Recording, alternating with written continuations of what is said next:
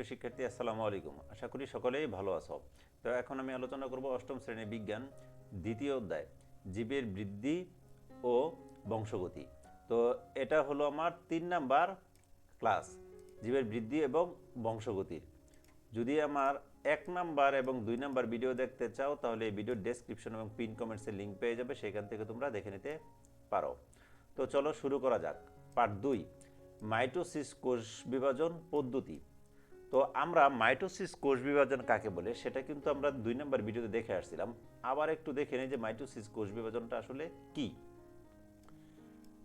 প্রশ্ন 1, মাইটোসিস কাকে বলে বা মাইটোসিস কোষ বিভাজন কাকে বলে?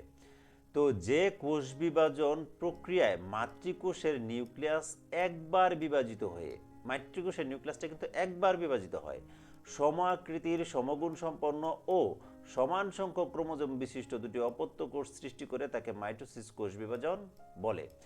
এই হলো মাইটোসিস কোষ বিভাজনের সংজ্ঞা। এটা কিন্তু আমার 2 নম্বর ভিডিওতে খুব সুন্দর করে আলোচনা করা আছে, সেখান থেকে তোমরা চাইলে দেখে নিতে পারো। তো ক্যারিওকাইনেসিস কাকে বলে, সাইটোকাইনেসিস কাকে বলে, ইন্টারফেস কি, চলো আমরা এগুলা দেখি আমাদের বইয়ে কি করা আছে। মাইটোসিস বিভাজনটি 2টি পর্যায়ে সম্পন্ন হয়। মাইটোসিস বিভাজনটা কয়টি পর্যায়ে সম্পন্ন হয়? 2টি পর্যায়ে সম্পন্ন হয়।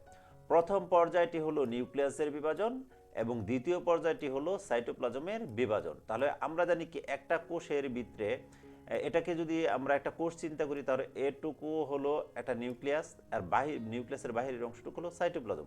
এই নিউক্লিয়াসের বিভাজনকে বলা হয় ক্যারিওকাইনেসিস এবং সাইটোপ্লাজমের বিভাজনকে বলা হয় সাইটোকাইনেসিস। নিউক্লিয়াসের বিভাজনকে ক্যারিওকাইনেসিস এবং সাইটোপ্লাজমের বিভাজনকে সাইটোকাইনেসিস বলে। তাহলে আমরা পেয়ে গেলাম সাইটোকাইনেসিস এবং ক্যারিওকাইনেসিস কি। মাইটোসিস কোষ বিভাজন একটি ধারাবাহিক পদ্ধতি। মাইটোসিস কোষ বিভাজনটা কি একটা ধারাবাহিক পদ্ধতি, পর্যায়ক্রমে ঘটে। প্রথমে ক্যারিওকাইনেসিস অর্থাৎ নিউক্লিয়াসের বিভাজন হয়। তাহলে ধারাবাহিক পদ্ধতির মধ্যে প্রথম পদ্ধতিটি কি? ক্যারিওকাইনেসিস অর্থাৎ নিউক্লিয়াসের বিভাজন হয়। পরবর্তীতে সাইটোকাইনেসিস অর্থাৎ সাইটোপ্লাজমের বিভাজন হয়। তবে এই ক্যারিওকাইনেসিস ও সাইটোকাইনেসিস শুরু হওয়ার আগে কোষটির নিউক্লিয়াসকে কিছু প্রস্তুতিমূলক কাজ করতে হয়। কোষটির এই অবস্থাকে ইন্টারফেস বলে। ইন্টারফেস কি? যে মাইটোসিস কোষ বিভাজনে অর্থাৎ মাইটোসিস কোষ বিভাজনের যে 2টি পদ্ধতি আছে, সাইটোকাইনেসিস এবং ক্যারিওকাইনেসিস, শুরু হওয়ার পূর্বে কোষের নিউক্লিয়াসটিকে কিছু প্রস্তুতিমূলক কাজ সম্পন্ন করতে হয়, তাকে ইন্টারফেস বলে। এখন ক্যারিওকাইনেসিস, বিভাজিত কোষের নিউক্লিয়াসটির একটি জটিল পরিবর্তনের মাধ্যমে ক্যারিওকাইনেসিস সম্পন্ন হয়। তো পরিবর্তনগুলো ধারাবাহিকভাবে ঘটে। এই যে ক্যারিওকাইনেসিসের পদ্ধতিটা কিভাবে ঘটে? ধারাবাহিকভাবে ঘটে। বোঝার সুবিধার্থে এই পর্যায়টিকে 5টি ধাপে বিভক্ত করা হয়েছে। এই যে ক্যারিওকাইনেসিস, এটাকে কিন্তু টোটাল 5টা ধাপে বিভক্ত করা হয়েছে। কেন? কারণ এই 5টা ধাপে বিভক্ত করে যদি আমরা পড়ি তাহলে আমরা এটা খুব সহজে বুঝতে পারবো। তো প্রোফেজ, এটি মাইটোসিস কোষ বিভাজনের সবচেয়ে দীর্ঘস্থায়ী ধাপ। এই যে 5টা ধাপ আছে এর মধ্যে সবচেয়ে বড় এবং দীর্ঘ সময় ধরে হয় কোনটা? এই প্রোফেজ ধাপটা। অনেক সময় কিন্তু আমাদের পরীক্ষাতে আসে যে সবচেয়ে দীর্ঘস্থায়ী ধাপটি ব্যাখ্যা করো মাইটোসিস কোষ বিভাজনের। এই ধাপে কোষের নিম্নলিখিত ঘটনা ঘটে। তো ঘটনাগুলো কি আমরা একটু দেখে নেই। তো আমাদের কিন্তু এই কোষ বিভাজনের ক্ষেত্রে চিত্রটা অঙ্কন করতে হবে উদ্ভিদ কোষ এবং প্রাণী কোষ দুইটার ক্ষেত্রেই, চিহ্নিতকরণ সহ। কিন্তু এটা কিন্তু মাতৃকোষ প্রথম অবস্থা এবং শেষ অবস্থা। এই যে প্রোফেজ ধাপের প্রথম অবস্থাটা কেমন থাকে, শেষ অবস্থাটা কেমন থাকে। তো দেখো এটা পুরাটাই কিন্তু এই অংশটা কিন্তু একটা নিউক্লিয়াস। এই যে নিউক্লিয়াস বোঝানো হয়েছে, নিউক্লিয়াসের ভিতরে কি থাকে? নিউক্লিওলাস, ঘন গোলাকার যে অংশটাকে নিউক্লিয়াস। নিউক্লিয়াসের উপরের যে পর্দা সেটাকে বলা হয় নিউক্লিয়ার পর্দা। নিউক্লিয়াসের সুতার মতো পেঁচানো অসংখ্য অংশ থাকে যেটাকে বলা হয় ক্রোমাটিন। আর নিউক্লিয়াসের বাহিরের যে অংশটুকু সেটা হলো সাইটোপ্লাজম। এই হলো চিহ্নিতকরণ। এই যে এই ক্রোমাটিনগুলো কি হয়, এই যে প্রোফেজ ধাপের শুরুতে তার থেকে পানি বিয়োজিত হয়ে কি হয়, ক্রোমাটিনগুলো আস্তে আস্তে ছোট ছোট ক্ষুদ্র ক্ষুদ্র অংশে বিভক্ত হয়, যাকে বলা হয় ক্রোমোজোম। ক্রোমোজোমের সংখ্যাটাও আমরা দেখব।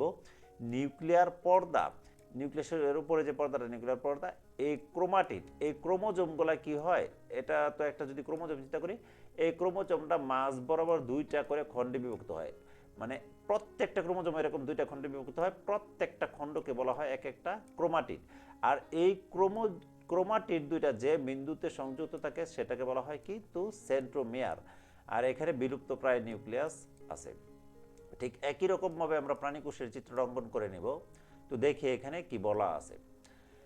তো 1 নম্বরে কি বলা আছে, কোষের নিউক্লিয়াস আকারে বড় হবে, অর্থাৎ এই প্রোফেজ ধাপে কি নিউক্লিয়াসটা আকারে বড় হবে। আমরা কিন্তু এমাইটোসিস কোষ বিভাজনে দেখছিলাম কি কি কোষের নিউক্লিয়াসটি প্রথম ডাম্বেলের আকৃতি ধারণ করে, এরকম ফুটবলের মতো আকৃতি ধারণ করে। ঠিক এখানেও কোষের নিউক্লিয়াসটি কি করব, স্বাভাবিকের চেয়ে আকারে বড় হবে, 1 নাম্বার। 2 নাম্বার, নিউক্লিয়ার জালিকা ভেঙে, এই যে এখানে এই যে এই জালিকা ভেঙে যায় কি হবে, নিউক্লিয়ার জালিকা ভেঙে গিয়ে কতগুলো নির্দিষ্ট সংখ্যক আঁকাবাঁকা সুতার মতো অংশের সৃষ্টি হয়।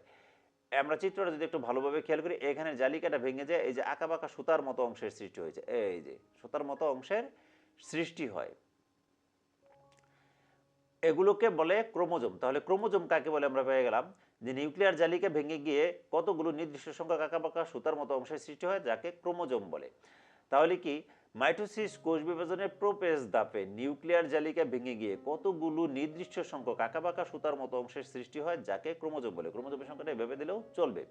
এরপর প্রতিটি ক্রোমোজোম লম্বালম্বিভাবে বিভক্ত হয়ে দুটি ক্রোমাটিড গঠন করে, অর্থাৎ প্রত্যেকটা ক্রোমোজোম এরকম, একটা ক্রোমোজোম যদি চিন্তা করি এটা লম্বালম্বি 2 ভাগে বিভক্ত হয়, এই প্রত্যেকটা ভাগকে হয় এক একটা ক্রোমাটিড। এই ক্রোমাটিডগুলো যে বিন্দুতে সংযুক্ত থাকে সেকে বলা হয় সেন্ট্রোমিয়ার। এগুলো সেন্ট্রোমিয়ার নামক একটি বিন্দুতে সংযুক্ত থাকে। তো আশা করি বুঝতে পারছো এই পর্যন্ত। দেখো এখান থেকে আমাদের কি কি প্রশ্ন আসে এবং সেগুলো কিভাবে উত্তর দিতে হয়। তো আমরা এখান থেকে এ পর্যন্ত কিন্তু অলরেডি শিখে গেছি ক্রোমোজোম কাকে বলে। আমরা কিন্তু ওইখানে একটা সংজ্ঞা শিখছি। সংজ্ঞাটা কি শিখছিলাম যে মাইটোসিস কোষ বিভাজনের প্রোফেজ ধাপে ক্রোমাটিডগুলো ক্ষুদ্র ক্ষুদ্র অংশে বিভক্ত হয়, যাকে বলা হয় ক্রোমোজোম।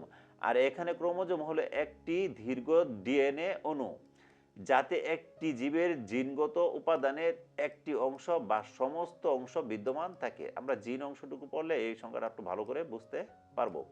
এরপর বলা হলো ক্রোমাটিড কি, মাইটোসিস কোষ বিভাজনে প্রতিটি ক্রোমোজোম লম্বালম্বি বিভক্ত হওয়ার পর যে দুটি সমান আকৃতির সুতার মতো অংশগ্রহণ করে তাকে ক্রোমাটিড বলে। পরে সেন্ট্রোমিয়ার কাকে বলে, মাইটোসিস কোষ বিভাজনে প্রোফেজ ধাপে ক্রোমাটিড দুটি যে নির্দিষ্ট স্থানে পরস্পর যুক্ত থাকে তাকে সেন্ট্রোমিয়ার বলে। দীর্ঘস্থায়ী ধাপটি বর্ণনা করা এভাবে কিন্তু আমাদের পরীক্ষাতে আসে সচিত্র সহ। তো এই ছিল এখনকার ভিডিওতে। ভিডিওটি ভালো লেগে থাকলে অবশ্যই চ্যানেলটি সাবস্ক্রাইব করে রাখবে। ভিডিওটি দেখার জন্য ধন্যবাদ এবং ফেসবুক চ্যানেলতে দেখে থাকলে অবশ্যই চ্যানেলটিকে ফলো দিয়ে রাখবে।